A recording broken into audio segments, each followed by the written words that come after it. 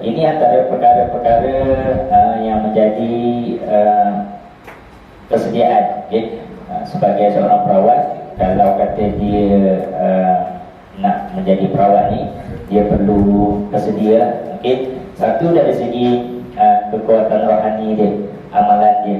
Sebab tu daripada modul pertama sampailah modul yang kelima, saya mengajarkan ayat ruqyah, amalan-amalan peninding, zikir-zikir peninding, wirid sakral dan sebagainya itu secara berperingkat, supaya kita tak rasa berat untuk amalan. Kalau sekaligus saya bagi pada modul yang pertama, memang dia akan jadi rasa terlalu berat nak belajar ruqyah ni.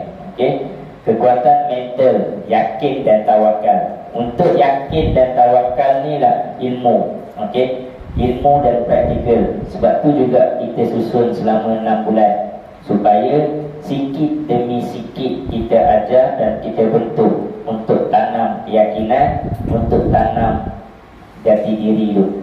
Kalau tanya saya, dalam masa 2 hari saya boleh habiskan silibus ni, 6 bulan ni boleh buat je dalam masa 2 hari selesai. Tapi macam mana dengan tahap kita nak apply kepada orang, keberanian kita, bacaan kita macam mana, boleh hafal, tak boleh hafal.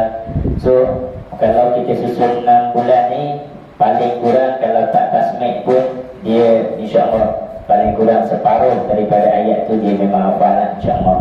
Okay? Perbanyakkan istighfar. Okay? Perbanyakkan istighfar. Ini adalah amalan kita sendiri lah. So saya memang cuba amalkan paling kurang setiap hari 100 kali pagi dan 100 kali petang istighfar, bersama dengan zikir-zikir lain lah. Bukan istighfar saja. Okay? Kan kita dah ajar lah, ada 7 zikir harian tu. So ini sebagai tambahan-tambahan. So seorang perawat juga perlulah berpakaian seperti seorang perawat. Okay?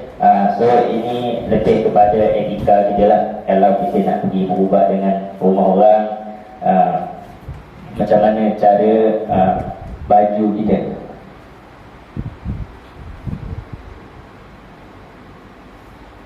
So sebaik-baiknya pakailah macam baju Melayu ke, kurta ke, jubah ke.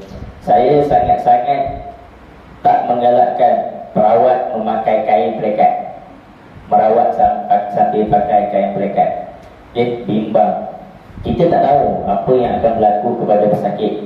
Adakah dia dengar relax-relax saja, ataupun dia tiba-tiba tersilap dan sebagainya. Walau sebenarnya kalau perawat pakai jubah juga kurang sesuai. Okay? Sebab saya pakai jubah, kadang-kadang di saat pakai jubah tu reaksi pesakit yang keras, langkah kita jadi pendek kalau kita pakai jubah. Kalau kita nak mengelak ke, nak buka ke kuda ke apa ke. So kalau pakai jubah juga boleh make sure kita nampakkan seluar, supaya kalau kita selak jubah pun masih ada seluar untuk kita lah. Okay, elakkan. Ini lebih kepada persediaan masing-masing. Kalau nak pakai kain juga silakan. Kena sekali senjah dengan sakit, dia tarik baru tahu. Itu saja. Okay. Sentiasa dalam keadaan bersih dan berwudu. Okay. Ini lebih kepada kita punya penampilan lah. Kalau perawat tu dengan rambut sogai ni, dengan jambang tak terurus, misai tak terurus, orang nampak kita ni tidak kemas. Okay. Perbetulkan niat. Okay. Sebab tu niat kita adalah untuk membantu pesakit. Okay. Kalau kita niat kita betul nak membantu pesakit, insyaAllah urusan-urusan kita akan mudah saja. Kawal emosi. Okay. Bab ni kadang-kadang saya juga susah sikit nak kawal. Sebab kadang-kadang pesakit ni terlalu banyak ragam. Okay. Terlalu banyak ragam. Nak rawat, nak segera, nak rawat, nak cepat, nak sekarang. Saya tak boleh nak tunggu apa semua. So dan kadang-kadang kita sendiri, tekanan kita bekerja, saya bekerja. Okay. Saya bekerja, ada limitation masa saya dan sebagainya, menyebabkan benda tu kadang-kadang yalah, kita komitmen kerja, komitmen keluarga, komitmen untuk berubat lagi apa semua, kita kena cuba kawal emosi kita. Okey, perwangi-wangian. Ini antara perkara yang saya sangat-sangat menitik beratkan. Sebagai seorang perawat, sentiasa ada minyak wangi di poket. sama ada di dalam beg, posh bag, ataupun macam mana kalau kita sentiasa yang bawa bag, posh bag, sentiasa ada. Saya memang sentiasa ada. Okay. Dalam beg saya memang sentiasa bawa minyak wangi. Okay. Inilah first aid saya. Kalau kata tiba-tiba nak merawat, saya akan sapu minyak wangi untuk diri saya sebagai pendidik, dan saya juga akan sapu untuk pesakit.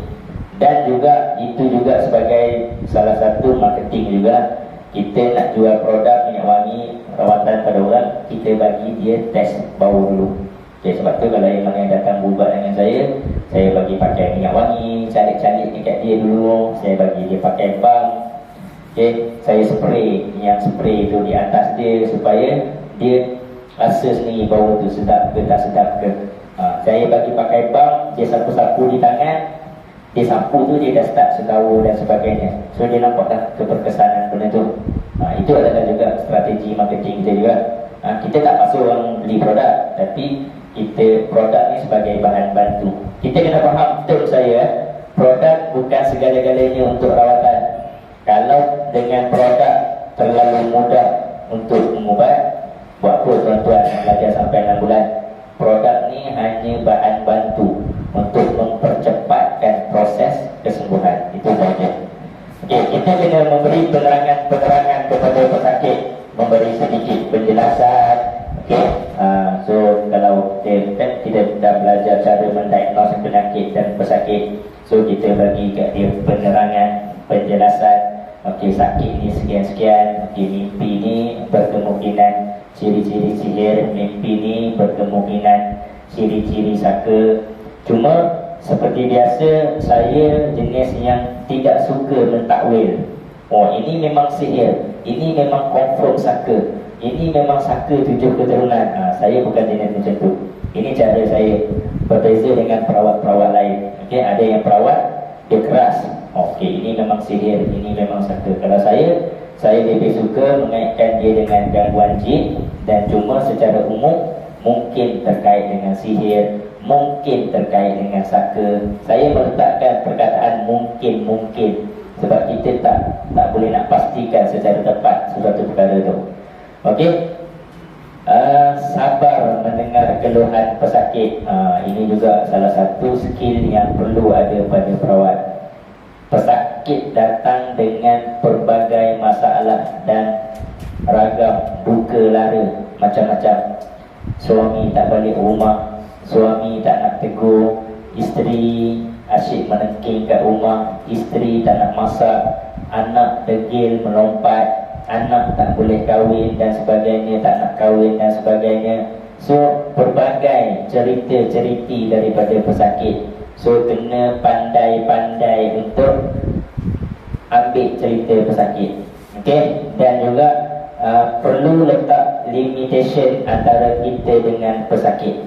Okey, jangan terlalu ambil berat sangat, jangan terlalu baik sangat dengan pesakit. Bukan tak boleh baik, bukan tak boleh ambil berat, bimbang, terjadi terlajak batasan dan sebagainya. Okay, banyak yang berlaku. Isteri orang pun boleh ada skandal dengan suami orang. Okay, kalaulah anak dara ke ibu tunggal ke, lebih tinggi ujian dia. So berhati-hati bila berurusan dengan pesakit. Okay, menyerap segala tekanan-tekanan dan provokasi daripada pesakit.